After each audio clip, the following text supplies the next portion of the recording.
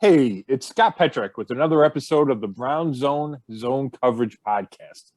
The Browns arrived at their bye week with more questions than answers. They're 6-6 after a frustrating 16-10 loss to the Ravens on Sunday night, and looking up at a lot of teams in the AFC North and the wild card chase. Here to discuss it all with me is Dave Chudowski of Go, the WKYC Morning News. How's everything, Chud? Scott, everything's great because I finally got to shave. No shave, no. It's good to be back to normal. But you know what? Channel 3 and 15 different local police departments, and we raised over $31,000. Wow! And for kids in the city of Cleveland, Make-A-Wish Cleveland. So it was great to do something for them and be part of that charity. And, it was interesting. I've never grown a beard before. And it was, it was pretty funny. I got a live shave yesterday on the air. So that was pretty funny. I saw part of that. Yeah, no, it's funny. I'm doing all kinds of things I never thought I'd do in life, on the morning show. So, it was fun. It was interesting. So, it's good to be back to my normal, clean shaven self, but what's not normal is the Browns, and that's clear. What's amazing about it though is that for as bad as it's been, they still have a shot, and I'm not saying the shot is that great, nor do I necessarily believe that they can pull it off, but they could still pull it off. And you know what? I guess. It's not what we want, but it's better than what are they, 6-6? It's it's better than 2-10. But that said, with the expectations, no one wants to hear that. I understand that, so it's pretty difficult. I guess it makes you wonder. Everyone keeps saying, "Oh, they have all this talent." It's just like, well, what's up with that? I mean, if they have all this talent, why aren't they 9-3? Why aren't they 8-4? Yeah, I think that's a fair question. Part of me, you just listen to you talk there, a couple of things pop into my head. Number one is expectations are a difficult thing, right? And not just for a football team, just in life, right? If you expect the bar to be hopping and nobody's at the bar when you show up, or, whatever it is, right? We're going to have a big Friday night out. How many times is the best night out when it just happens and you're not gearing up for it, right? It's not a Halloween or one of those big days. And it just turns into something great. And, you go to the golf course, you expect to break 80. It doesn't happen. You shoot 88. Well, it's all about your mindset, right? So I think it was justified, the expectations that we put on the Browns and that the Browns put on themselves, given last year, given the talent that was added this year, especially on defense, everybody coming back on offense. But I'm just saying from a fan, enjoyment standpoint, it really affects the season, right? 6-6 a year ago would have felt okay. 6-6 this year does not feel okay. Number one. Number two, it just makes you think about a couple of games that the Browns had been able to pull them out. We'd feel completely different, right? About how the season's going and where they stand. And it's obvious, right? 6-6 turns into 8-4, and you're leading the division. But I mean, they're one play away from beating the Steelers, right? And Baker makes a couple of throws. Jarvis Landry has a fumble. Jarvis Landry has a drop. Odell short arms that one ball. And they lose 15-10. And a game they easily could have won at home. Against Baltimore, Lamar Jackson tries to give them the game. Throws 4 picks, and they still can't get it done. Now, that's all on the Browns for not getting it done. But it was right there where you don't even have to play great to win these games, and you still would have had a chance. And the Browns could have played almost the same through 12 games, and the view of them would be completely different. And part of that's the Browns, and part of that's just life in the NFL, right? That's how it works. Games come down to the fourth quarter. You got to make plays. If you don't, you sit back and say, woulda, shoulda, coulda. And then your final point about the roster, I think it's interesting. I think there's some sense of overrating the roster, maybe the individual positions. I think about receiver. And without Odell Beckham Jr. here, with a banged-up Jarvis Landry, a banged-up Donovan Peoples-Jones, a unproductive Rashard Higgins, the receiving core doesn't look nearly like it did before the season when you're thinking, oh, this is a strength of the team. Maybe we have the injury to Jack Conklin at right tackle. I don't think Jedrick Wills has been as good as he needs to be at left tackle. I don't know how much of that to attribute to the ankle injury, but he gave a couple of key pressures Sunday night, including one to start that final drive, and Baker has to pull a Houdini just to throw it away and not take a sack. So I think there's different individuals and maybe even position groups that, yes, we overrated the talent, but I think overall, the Browns are as talented as anybody. They're as talented as the Ravens, especially given their injuries. They're as talented as the Steelers. They're probably on par, real close to the Bengals. And we're talking about other teams in the playoff chase. So maybe to some degree, when you talk Super Bowl, maybe we overrated them there. But to be a playoff team, I think the Browns had and still have the talent to be a playoff team. Well, let me jump in. A few things. Number one, boy, what a great perspective by you, because you're right. We have this couple, one of my best friends, and it's amazing. Whenever we do a last-minute thing, that's when we have our best time. Whenever we plan something for like a couple of weeks and you have those high expectations, it's never as fun as when you just plan something like last minute, a day of or something. You're so right about that. That's a great point. Where I disagree a touch with you is, I don't know. I don't think you and I put Super Bowl expectations on them. I know I didn't. Right. I don't remember you thinking that they could win the Super Bowl. Did you say that? No, I mean, I had them going to the AFC Championship game. So, it's only a play away from going to the Super Bowl. Well, that's true. That's true. I guess, you make a good point about the roster. The wide receivers, you're spot on.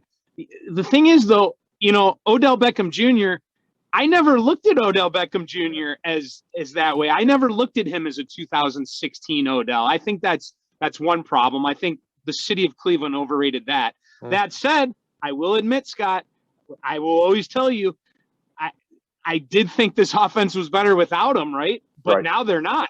That's what's confusing, because it's like, well, the game against the Bengals, and we saw these games where they were better without Odell. Well, hey, got to be fair. Got to call myself out. Odell's not here, and the offense isn't working. So now it's really a perplexing question for me.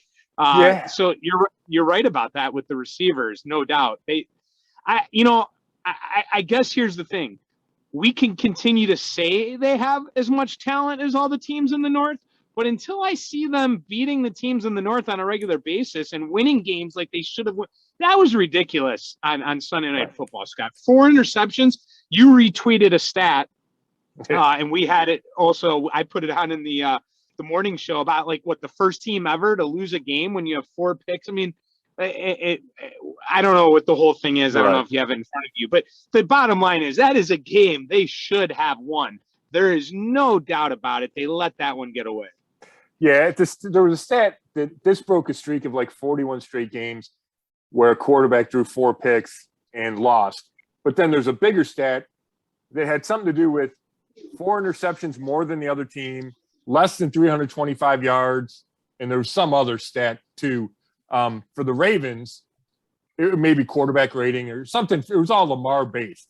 And NFL teams were 258-1. I got it. Here I got it. Here it is. The Ravens are the only team in the Super Bowl era to score fewer than 17 points, have fewer than 325 total yards, throw at least 4 more interceptions their opponent, and yet still win the game. Teams with those numbers were 0, 275, and 1 in the Super Bowl era entering that night. That is unbelievable. It's staggering. And I've covered this team, the Browns, long enough where I've seen some of those type of games, right? The game against Pittsburgh that one year where they had 6 turnovers and they tie, and they're the first team in forever to have a +5 turnover ratio and still lose or still not win. So, crazy stuff happens. But the point is how unusual it is, how the opportunity was staring them in the face to go grab it, and they couldn't get it done.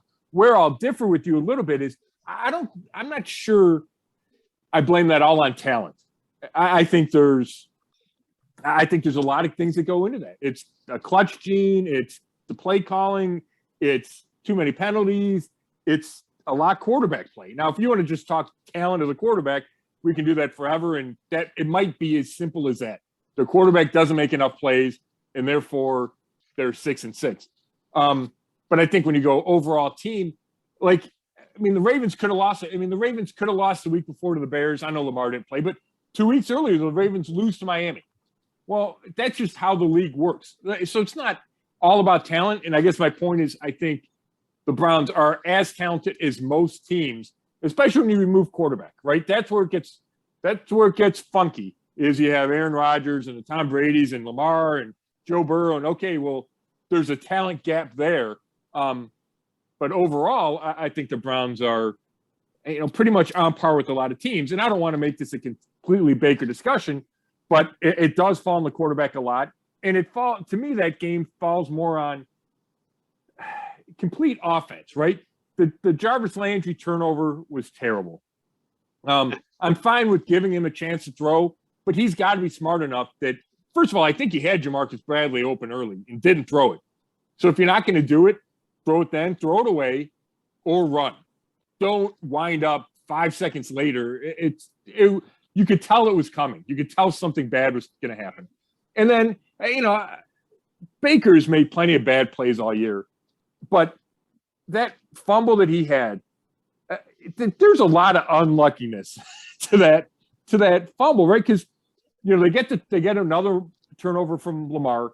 They take over at the 28. It's a 6-3 game. They can go in and take the lead in the halftime, and it's a completely different game. And Stefanski calls the perfect play.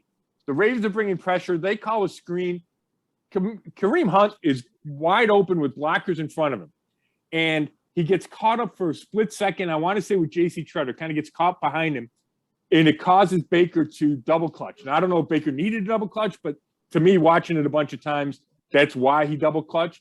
And the ball slips out of his hand because he double clutches. Now, it shouldn't, in I think 9 out of 10 times or 99 out of 100 times, it wouldn't. But it does, and it just kind of symbolizes a year where you feel like everything is there and you just can't take that final step to get these critical wins and that signature victory that, in my mind, they still don't have. Yeah, well, that seems to be a theme because you bring that up often, no doubt. Before we get to Baker, because I know, a lot of that talk is going to be about him, and Andrew Berry talked today, so you can break that down. But let's put let's end the conversation on this past game with two things. And one is an overall thing, not just on the game, is the running game. And it's kind of the point now where it's like, if you stop the Browns running game, you stop the Browns. Do you see it that way?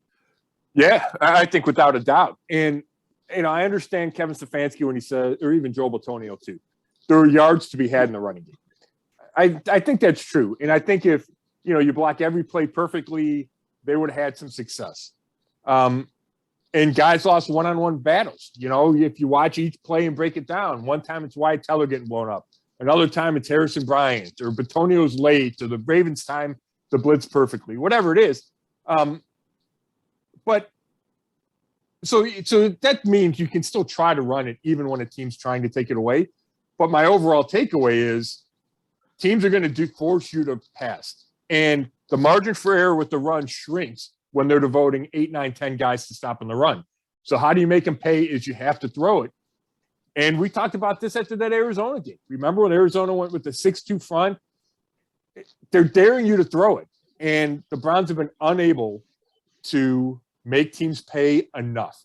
And I'm wondering, coming out of the bye, if one of the adjustments Stefanski makes is, hey, we're going to come out and throw and make teams get out of, putting so many guys on the line of scrimmage, right? Find a way to get a couple of deep completions that make defenses change their philosophy. And there's reasons why it hasn't worked. Part of it's the, your quarterback play. Part of it's the protection. Part of it's your receivers getting open. But I do think Stefanski needs to find a way to take advantage of that, because you can't just beat your head against the wall over and over, especially against a really good run team like the Ravens, who were missing a couple of key pieces. They were still really good, and there's no reason to think that it's going to be any different, or Sunday, December 12th, when they meet again at First Energy Stadium. It's just weird because we have seen them have success running the ball. It is, but it's, the Ravens, number one, the Ravens are really good, right? They're a top, I don't know if they're number 1 or 2. They're top 5 for sure in run defense. Yeah. And their philosophy was simple. We're going to take these guys away and make you beat us another way. And, we saw a little bit of the same thing with the Colts versus the Patriots or versus the Buccaneers, where the Colts, Frank Reich just said, hey, we're going to throw it a bunch. And they ran a bunch of RPOs where you call a run and turn it into a pass. The Browns don't do that a lot, if at all. And maybe that's something they can try to implement, right? We say, okay, we're going to call a run play, but if it's not there, Baker has the flexibility to throw a quick slant, right? Something to make these defenses pay for saying we're going to devote everybody to the line of scrimmage. I'll tell you, if I hear Stefanski say, I have to be better, we have to be better, I might stop doing this pod with you. I might stop watching the Browns. I mean, 12 men on the field, you're missing field goals, the pre-snap penalties, drops, inability on third down, just all the mistakes that they make. But, I mean, you know what I mean? Aren't you tired of hearing that? Aren't you tired of hearing that? I do. All right. Yeah. I mean, I am. And it's, as a reporter, you're looking for something new. You're looking for more insight. I think he's in a tough spot. I mean, he can't start killing guys. He's got a personality. If one of his strengths is being even keel, then all of a sudden you can't change and start, having these crazy press conferences. So I understand why he does it. I also completely understand why it frustrates fans when they hear the same thing over and over and they're looking for a better explanation. But I think they just have to come to grips with they're not going to get a better explanation. Or number one, and there are like little insights that he gives, but you got to fight through a lot of I need to be better to get to those insights. Yeah, true.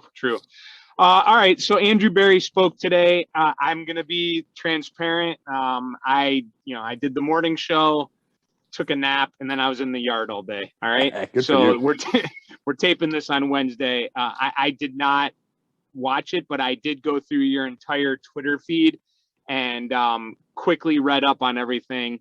And pretty much, I mean, I don't know, give me a sense of how you felt, but just by looking at your Twitter feed, I almost walk away getting the sense of, no panic. Nothing's all that terrible. We're going to be able to, pull through this, or am I wrong? No, that was one of the key takeaways, I thought, Chud, was, obviously it's going to be tough for this team to get to the playoffs. 5 games left. They probably have to win at least 4.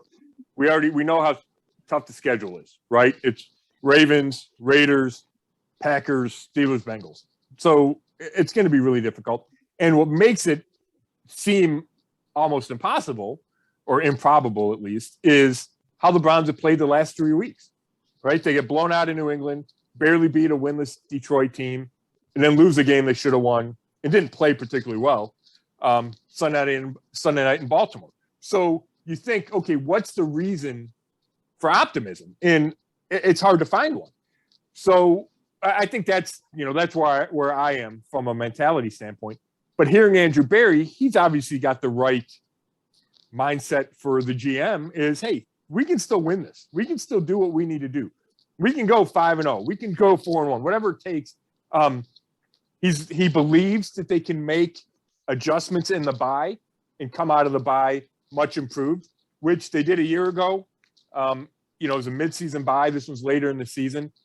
I don't know if that's, too Pollyanna to think that, okay, you're going to make some, you find that secret recipe in this bye week, but maybe they will. He's optimistic that Baker is getting getting healthier and will play his best coming down the stretch. Now, again, that might be considered a leap, but he believes that, and he's, that's at least his message. And I think that's the right message for Andrew Baker to have. So I do think if you're a fan looking for reasons to believe, I think Andrew Berry gave you some with the fact that, hey, if the season isn't over, we still have a chance to salvage it. How about what did he have to say as far as Baker? He defends him playing because that has been a hot topic around town. People are wondering, is the guy hurt? Well, it's obvious that he's hurting, but should have he been playing? We discussed it last week. Sure. I really have heard both sides of the argument, Scott. I've heard people say that he shouldn't be playing, give him some time off so that he could be better down the stretch. Other people say, hey, he's your guy. If he's healthy enough to play, he should be out there. What was Barry saying? Yeah, and we've covered this. I agree with the fact that he should be playing. He's your starting quarterback. I think he was healthy enough. Barry feels the same way. He says, hey, he's cleared to play from our medical staff where he's not going to suffer a significant injury, or worse, it's not going to get significantly worse by playing.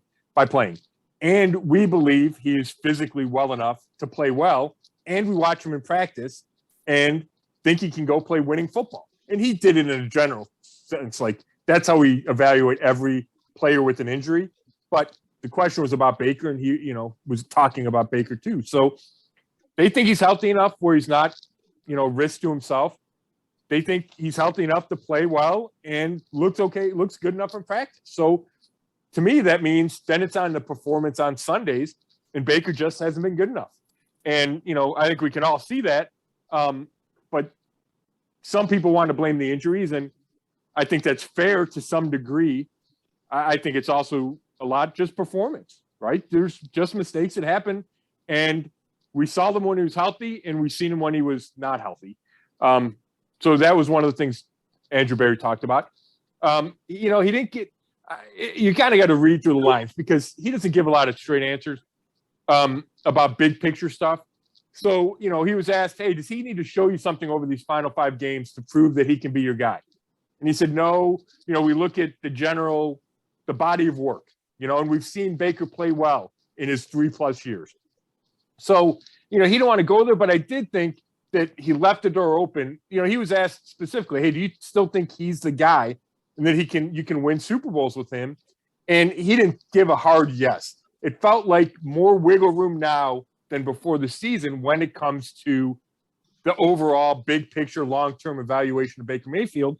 And frankly, that just makes sense because Baker hasn't taken that next step that the Browns hoped and expected him to take.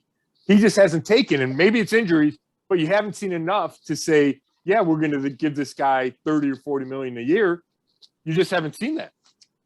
Well, I got to go back to something you said earlier then when we talked about the running game, and you will be interesting to see if they change their approach and come out and try to, pass deep and force the defense to not necessarily load up. But what have you seen from Baker that makes you believe that can happen? So if he is healthy enough to play, if he's healthy enough to be your starting quarterback, it's clear from what we've seen the last few weeks, he is not playing well enough to be a successful quarterback in the NFL. So what makes you think that can change?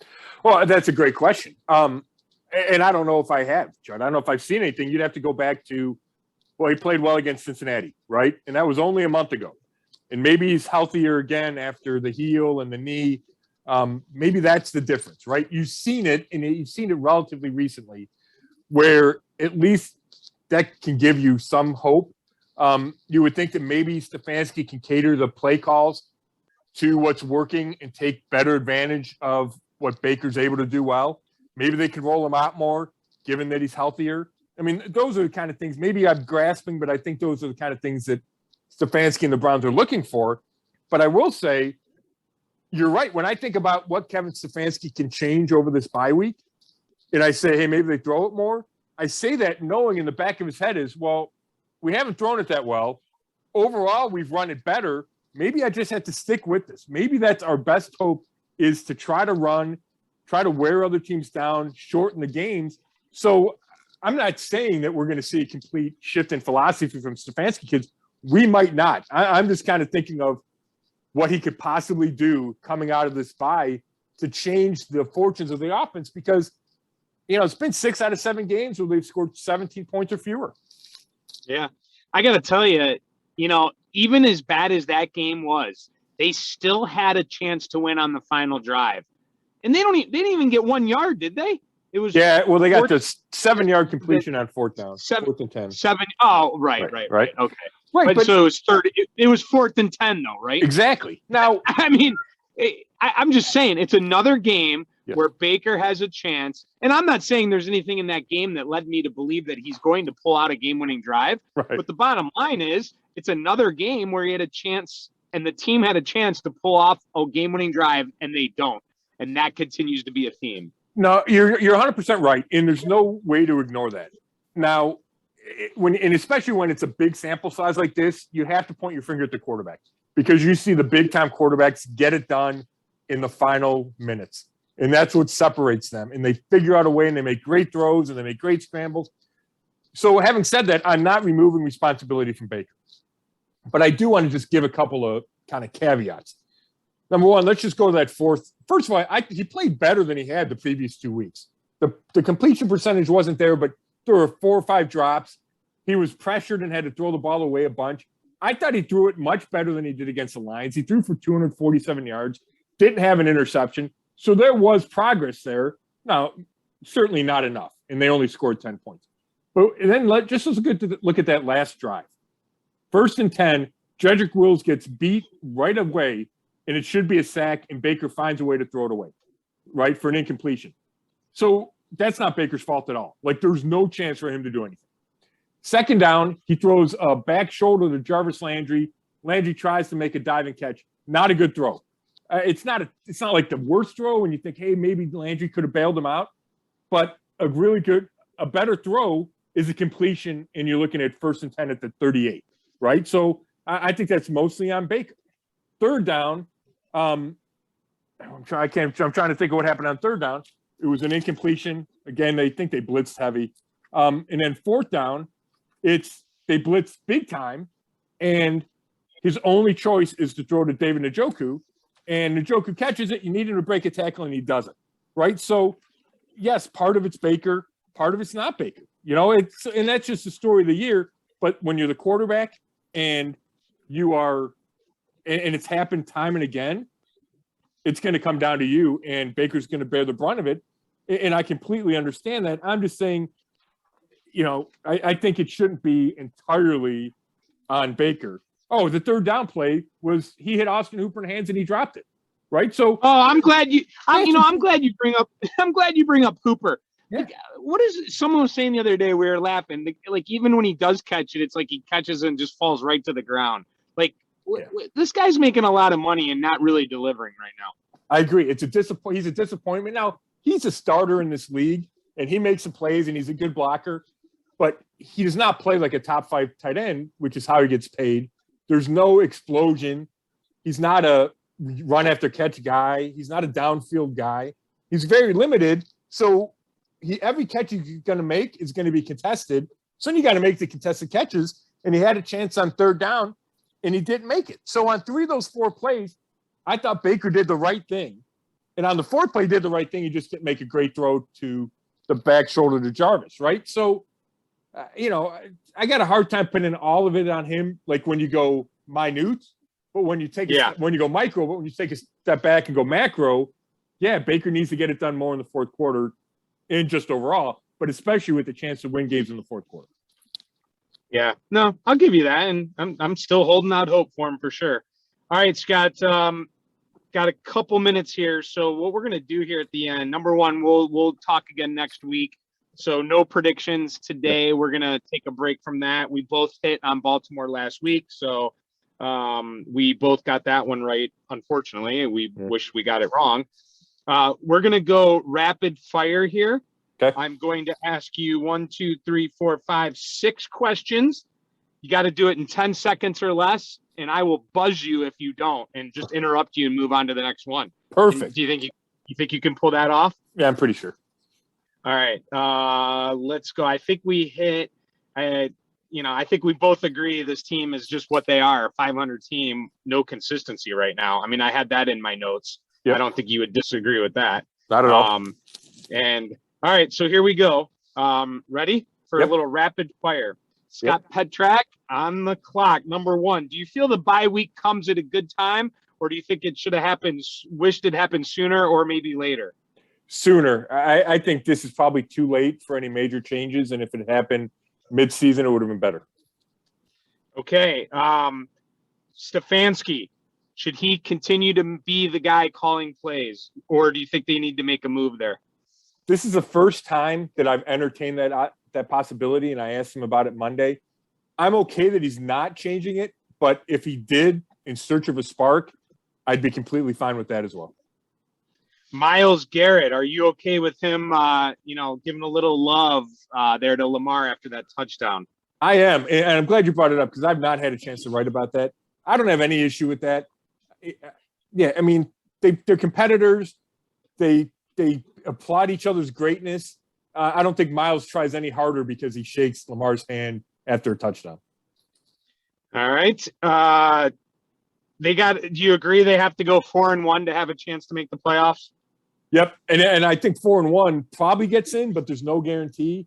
There's no way 9-8 gets in. I think 10-7 has a pretty good chance, but would not be guaranteed either. And if they're going to lose one, they better lose to the Packers. Okay. So do they make the playoffs? No, I can't get there, Chad. I mean, I can get to 3 more wins without doing too many gymnastics, but it's going to be hard for me to get to 4-1. It's just the way they played the last 3 weeks. All right. And last thing, is Baker Mayfield the future quarterback of the Cleveland Browns right now in your eyes? That's a tough one, Chud. The rapid fire. I mean, geez, I'm going to go no. That doesn't mean he's not the guy in 2022. It doesn't mean he doesn't figure it out. I'm just saying, if you ask me if Baker's the week 1 starter in 2023, I would probably say no, given how this season's gone. That the other ones were all fair. That was unfair in rapid fire. I agree, but we won't hold you to that one, and we definitely can change that and tweak that answer as the weeks go on. That was a low blow to Baker, but I mean, hey, but that's what everyone wants to know, you know. I mean, because the contract's not there. That's it for me. That's it for rapid fire. I think that was a good little session here on a bye week. It was good. And let me just say, that's why these 5 weeks are so important, Chud, not only for this team, but for Baker. I think they do, you know, they're not everything, but I think they will go a long way in determining, you know, even 2022, but beyond that for Baker, possibly beyond that for Baker. So, Chud, thank you for spending time during the bye week. Like you said, we'll do this again next week. We'll preview another kind of must-win game against the Ravens. Thanks, everybody, for listening. If you can read all my stuff on brownzone.com. I have a couple up from the Andrew Berry news conference today. And so everything's on brownzone.com, sponsored by Fligners. Thanks for listening, and we'll talk to you next week.